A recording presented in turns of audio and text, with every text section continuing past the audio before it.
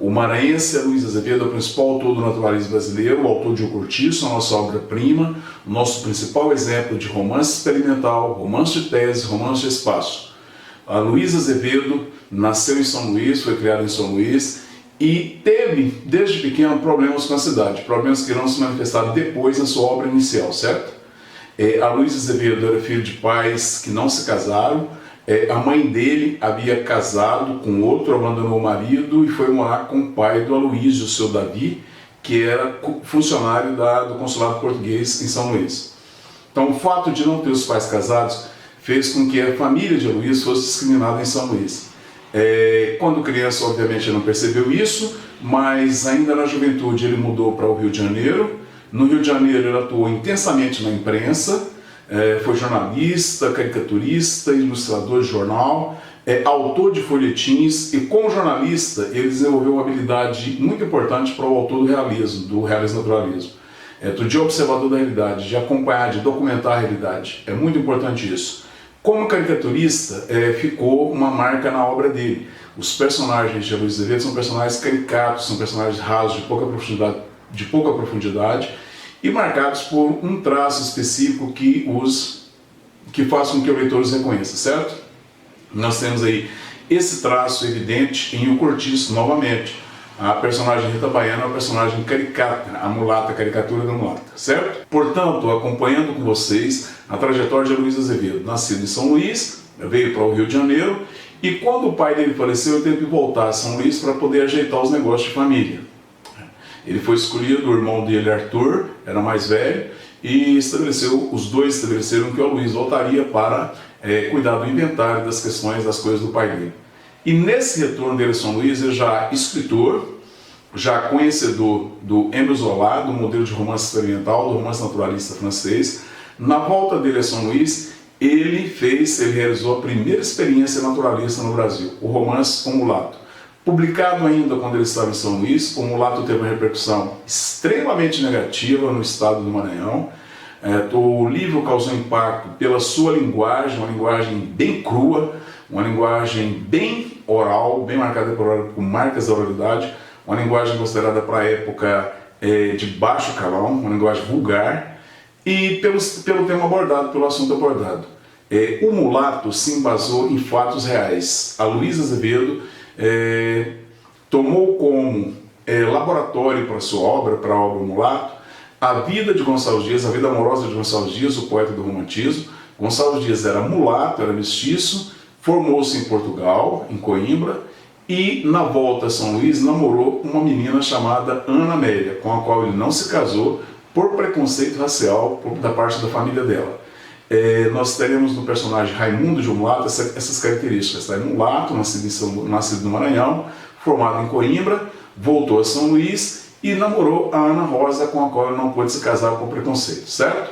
Então nós temos aqui a semelhança do Raimundo, protagonista de O Mulato, com o poeta romântico Gonçalves Dias.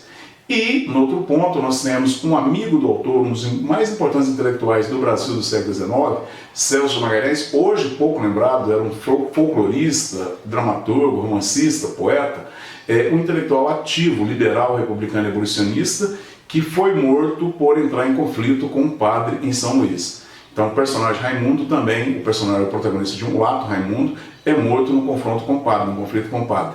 Então nós temos aqui, qualquer semelhança com a realidade não é mera coincidência, e isso trouxe problema para o autor, porque os personagens envolvidos, a Ana, o marido da Ana e o padre, estavam vivos em São Luís. Ele foi ameaçado de morte, voltou para o Rio de Janeiro. No Rio de Janeiro, a sua obra foi bem recebida, e O Mulato, a primeira obra do naturalismo brasileiro, se consagrou e consagrou a Aloysio como autor. É essa obra que nós trabalharemos nesse encontro hoje, tá? Nessa aula. E lembrando a alguns de vocês a indicação da obra como leitura para o vestibular da Universidade de Rio Verde, tá? Para a Unirv. Tranquilos?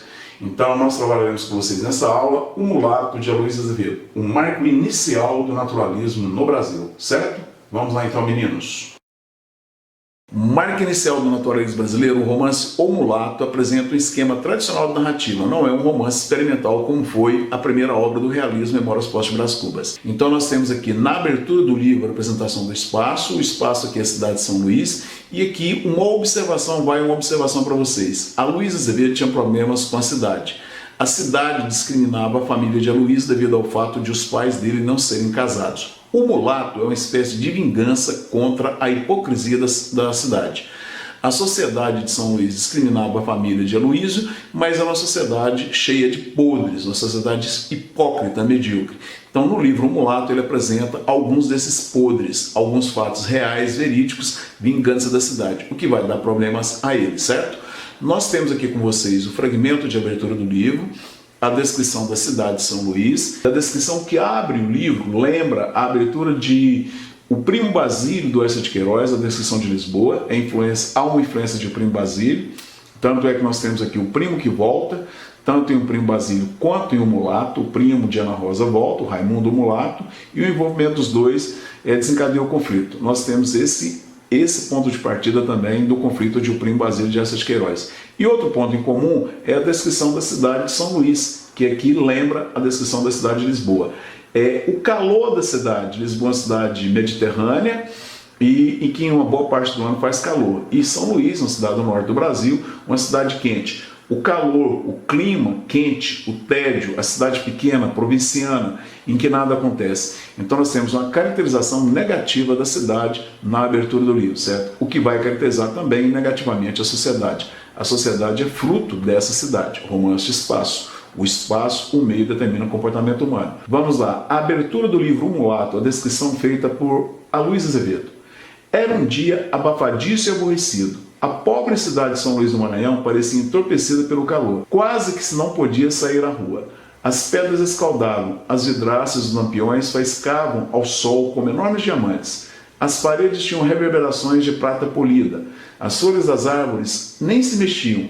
As carroças de água passavam ruidosamente a todo instante, abalando os prédios. E os aguadeiros em mangas de camisa e pernas arregaçadas invadiam sem cerimônia as casas para encher as banheiras e os potes. Em certos pontos não se encontrava viva alma na rua. Tudo estava concentrado, adormecido. Só os pretos faziam as compras para o jantar ou andavam no ganho. Então nós temos aqui a abertura da cidade, uma descrição depreciativa, porque o autor tinha um certo rancor contra a sociedade e contra a cidade em que ele nasceu, certo? Então nós temos aqui a abertura de Um Mulato e nessa abertura a apresentação da decadência, do tédio, da preguiça, do provincianismo, do atraso da cidade, ok? Na sequência, verei com vocês os personagens envolvidos nos principais conflitos da obra O Mulato. Vamos lá? O marco inicial do naturalismo no Brasil, o romance O Mulato de Luísa Azevedo, guarda ainda características românticas, vícios do folhetim, que não vão torná-lo a obra-prima do naturalismo. A obra-prima do naturalismo é o Cortiço. Em O Mulato nós temos a questão de um personagem ainda com muitas qualidades, um personagem com características idealizantes, tanto fisicamente quanto psicologicamente, certo? O protagonista, o Raimundo, ele é um rapaz muito bonito, muito inteligente, muito cavalheiro, e essas características não são características que se enquadram no modelo de romance do naturalismo. O modelo de romance do realismo-naturalismo, do naturalismo aqui, que é o nosso caso, trabalha com personagens de comportamento animal, personagens vulgares, que não é o caso de Raimundo, certo? É um vício, é um problema que a obra apresenta, que a crítica aponta na obra, mas o Mulato já traz as características que representam a obra, o romance naturalista. O Mulato já obedece aos princípios básicos do romance experimental, do romance de tese e do romance de espaço, certo? Vamos a esses três aspectos. O romance experimental.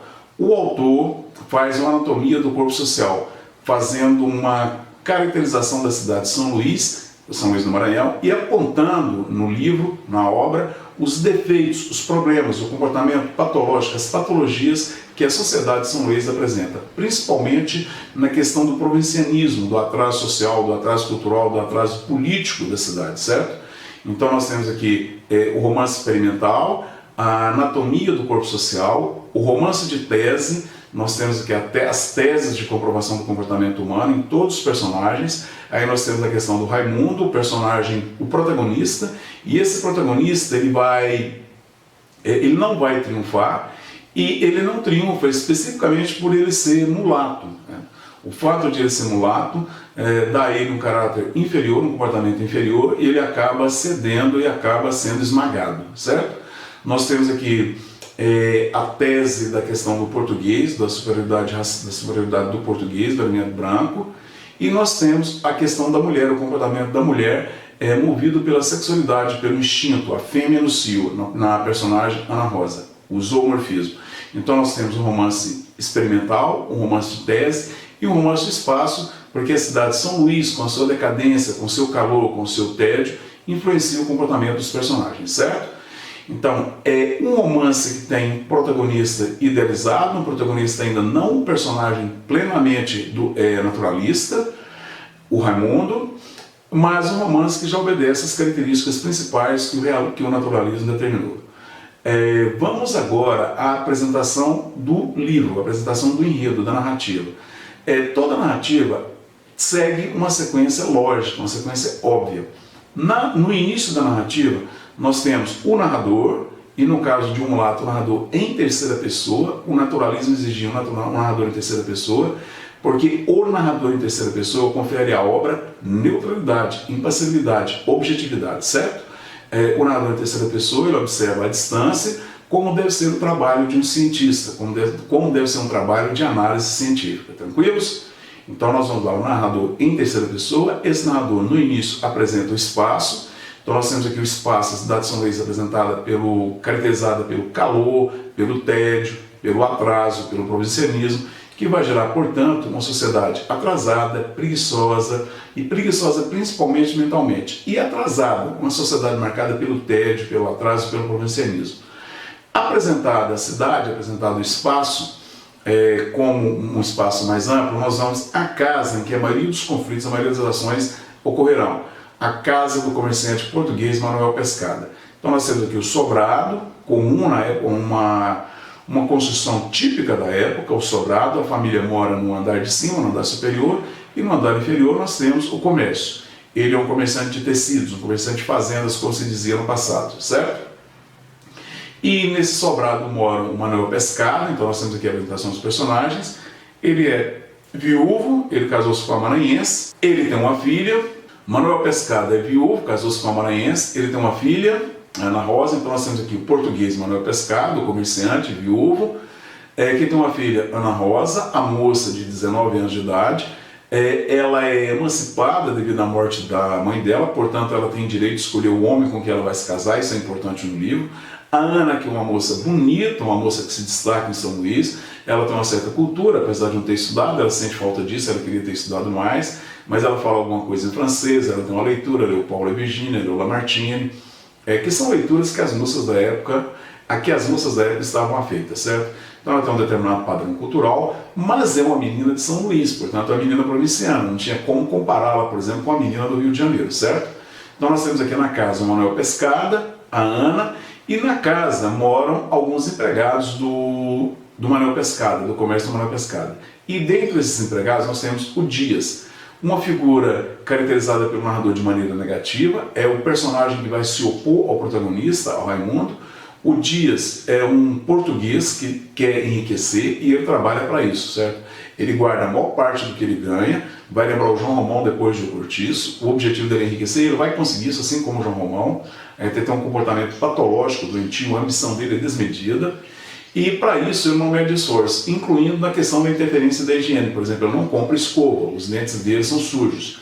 E a Ana tem um nojo muito grande desse personagem, um personagem que demonstra apatia, um personagem que demonstra uma humildade simulada, uma humildade representada, porque ele quer parecer humilde com o objetivo de crescer. Ele não quer ser visado, certo?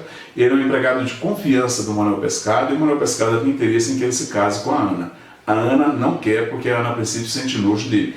Ele é um rapaz nojento para a perspectiva dela, uma moça fina, uma moça bonita, uma moça educada, tranquilos?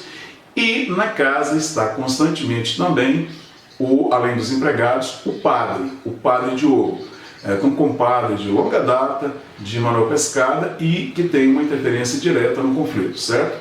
Porque o padre vai ser responsável por deflagrar o conflito e por se opor ao personagem, ao protagonista Raimundo. nós temos no eixo central do conflito a oposição entre o padre, que no passado é responsável pela morte de Raimundo, e o protagonista da obra, o mulato Raimundo.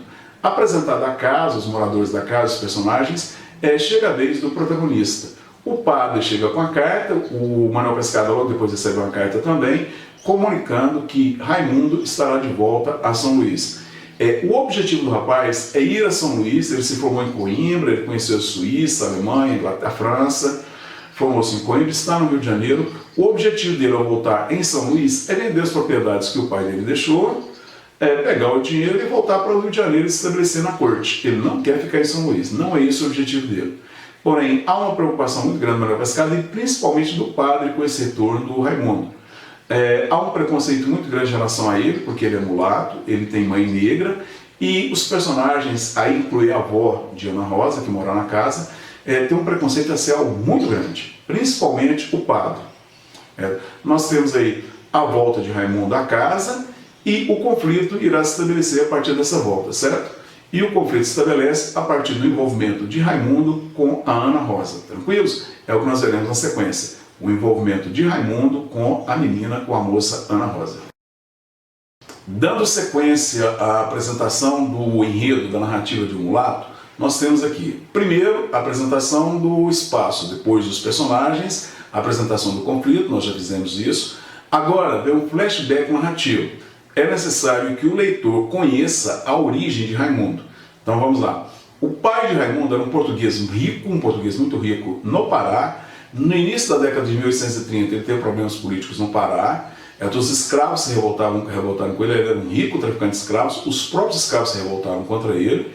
Ele foi obrigado a fugir e ele fugiu auxiliado por uma escrava, uma jovem escrava chamada Domingas. Então eles fugiram do Pará para o Maranhão, ele não pôde levar, ele perdeu a propriedade dele no Pará, óbvio, mas ele tinha muito ouro guardado, ele levou esse ouro com o qual ele vai recomeçar a sua vida no Pará, no Maranhão, desculpa.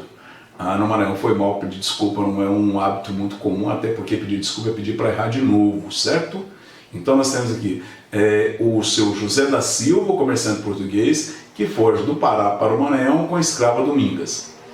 E no Maranhão ele compra a fazenda, se dedica à atividade de fazendeiro, fica muito rico, compra propriedades em São Luís, e em São Luís ele ajuda o seu irmão, Manuel Pescada, o pai de Ana Rosa, a se estabelecer na vida. É ele que vai dar o impulso inicial para que o Manuel Pescada fique rico.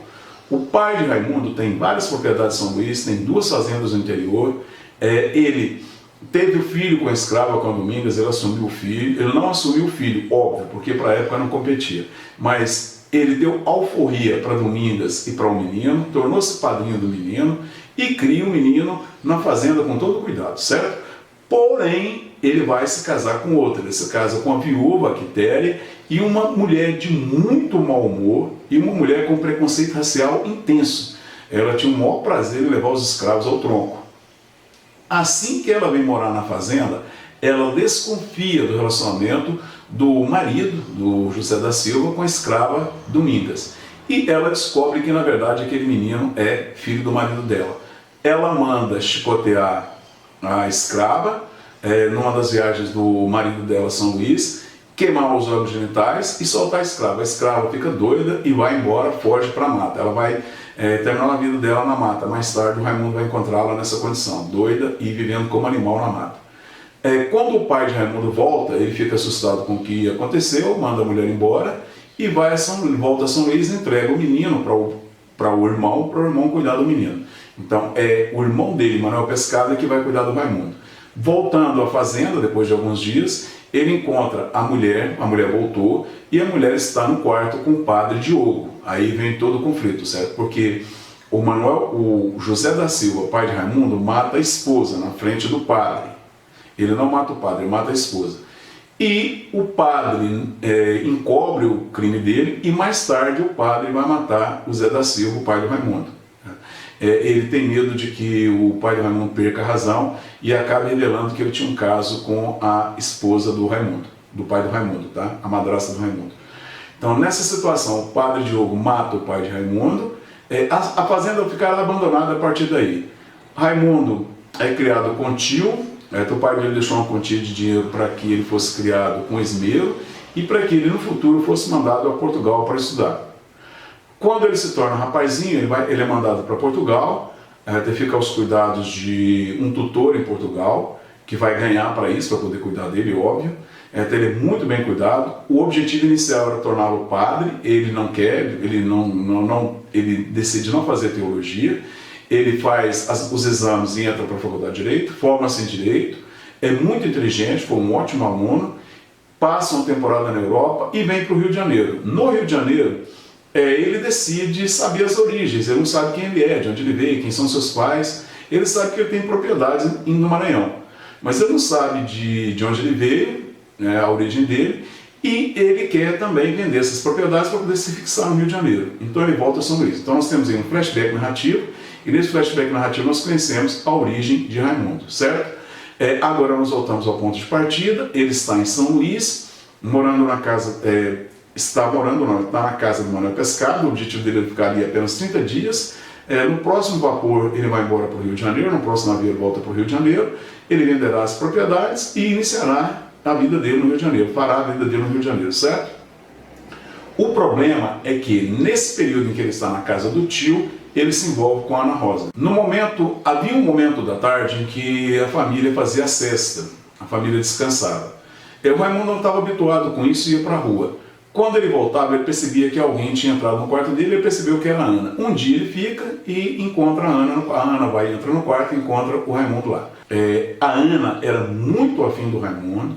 A Ana vê no Raimundo o macho ideal, ela tem uma atração física muito grande, a fêmea no cio, e ela estava com 19 anos, em plena sexualidade, pegando fogo. O objetivo dos dois é casar, mas aí nós teremos o problema, porque o pai dela não vai aceitar, porque ele é negro. Então nós temos a partir daí a complicação do romance, a complicação do enredo, a complicação do conflito, certo? A complicação do enredo de Um Mulato se dá a partir do momento em que o Raimundo se envolve com a Ana.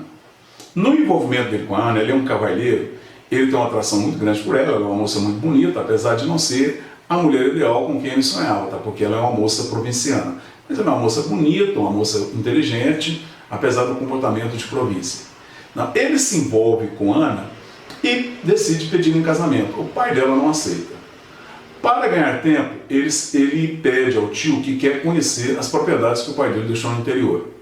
O tio dele viaja com ele ao interior para ele conhecer as propriedades e nessa viagem ele conhece a sua mãe.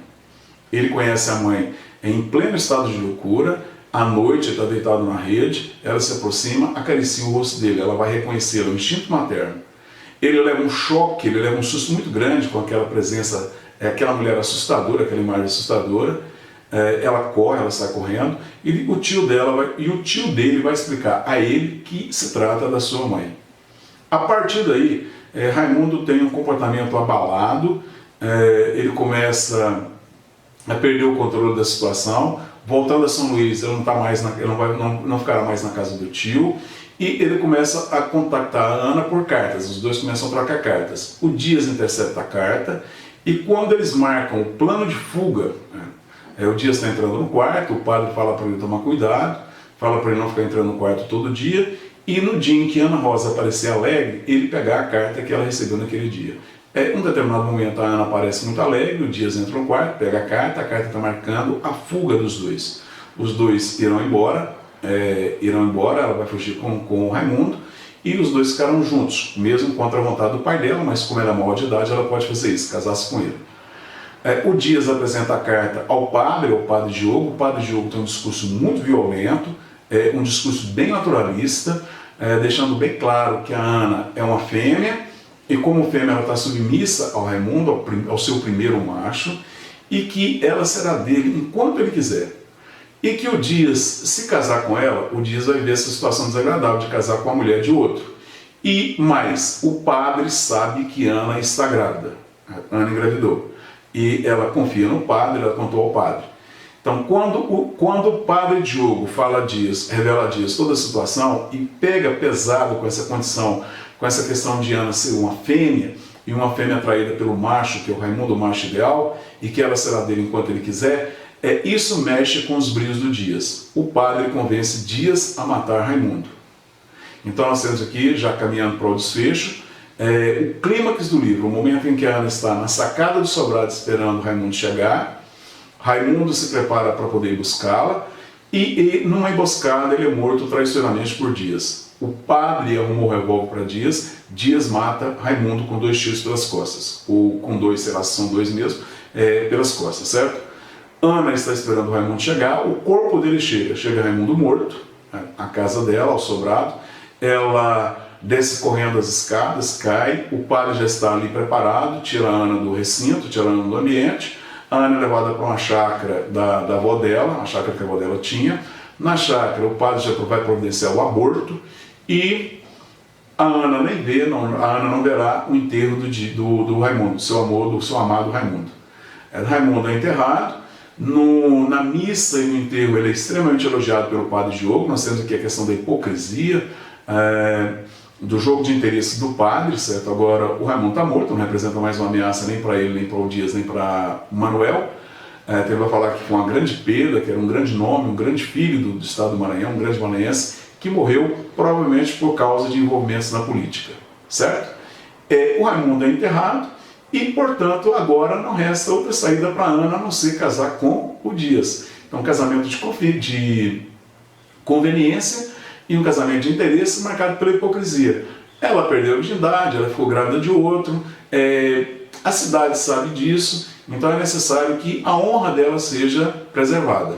E claro que o Dias vai se prestar a isso, né? É claro que o Dias sabe de tudo e ele aceita o casamento com a Ana, é um casamento de conveniência, mas agora ele se propõe a fazer aquilo que a Ana queria, se tornar um rapaz mais asseado, óbvio, ele era muito porco. A Ana tem uma rejeição muito grande a ele, mas como não tem outra saída, os dois se casam. E nós temos aqui um final, uma cena final bem marcada pela hipocrisia, pelo jogo de interesses típicos do realismo naturalista, certo? A cena final do livro, algum tempo depois da morte do Raimundo, Ana e Dias estão numa recepção, o pai dela morreu, Dias está mais rico do que o pai dela, o padre foi promovido, e ela e Dias estão preocupados com os filhinhos que ficaram em casa, e discutindo, ela pedindo a ele para poder voltar mais rápido, porque os filhos ficaram com os escravos em casa e ela não gosta disso, certo? Nós temos aqui os dois representando um casal feliz na construção social da burguesia. Um final extremamente hipócrita. Uma característica da obra de Aloysio Azevedo nós veremos depois em Um Cortiço. Nós temos, por um lado, um final trágico, a morte de Raimundo, e por outro lado, o final hipócrita. Ana casa-se com o assassino de Raimundo, como se nada tivesse acontecido, como se nada tivesse ocorrido, como se ela não soubesse do que aconteceu, tranquilo? E nós temos, na morte de Raimundo, o posicionamento político do autor, tá? O autor era abolicionista, liberal e republicano, portanto, ele tornando Raimundo vítima, e vítima do clero conservador, que era monarquista e era contra a abolição da escravidão, certo? Nós temos aqui o caráter anticlerical do naturalismo na crítica ao comportamento do padre, e o padre que provoca a morte de Raimundo, rapaz liberal, rapaz moderno, republicano, liberal, vindo da Europa, sendo engolido, trucidado, liquidado pelo atraso da província e pelo atraso do padre Diogo. Tranquilo, meninos? Então nós temos um romance de espaço, um romance experimental, um romance de tese típico do naturalismo, na obra inicial, no marco inicial, na obra que marca o início do naturalismo, O Mulato, de Aloysio Azevedo. Ok? E vamos com vocês agora a alguns aspectos, alguns textos lidos e analisados para fechar essa aula, para fechar esse encontro. Tranquilo, meninos? Tchau, até a próxima. Um abraço do seu professor Simval Santana. A obra O Mulato guarda características aí herdadas do folhetim, que são consideradas aqui no naturalismo falhas. Por exemplo, a questão da idealização do Raimundo. O Raimundo é um personagem muito cavalheiro, muito educado, muito fino, o que não condiz com os personagens reais naturalistas, que são personagens mesquinhos, interesseiros e hipócritas, certo? E no final nós temos a questão do desfecho trágico, o final trágico. Nós estamos aqui na questão do desfecho da obra, e esse desfecho é considerado assim, um desfecho desnecessário, porque o final trágico aqui, o final teria que ser um final hipócrita para condizer bem com as características do realismo naturalismo. Aqui o autor toma partido do personagem Raimundo e, obviamente, contra o padre. Nós temos uma razão política para isso, nós já veremos. Dias mata o Raimundo no momento em que o Raimundo iria fugir com a Ana, ia levar a Ana embora. Certo? Então nós temos aqui o Dias assassinando Raimundo, final trágico, Na sequência, o narrador corta, volta alguns anos depois, o padre foi promovido, está afastado, está aposentado, o pai da Ana morreu, ela está casada com Dias, óbvio, não tinha outra saída para ela não se casar com Dias, o Dias se modificou, tornou-se um homem educado, bem vestido, asseado, acabou com todo aquele mau hábito, a falta de higiene que ele tinha, deixou o bigode, e os dois estão em uma festa em homenagem a eles, e ela pede para ele para poder voltarem para casa porque ela está preocupada com os filhinhos que ficaram em casa. Então aí sim, esse final hipócrita, com o comportamento hipócrita da Ana, é um comportamento condizente com o naturalismo.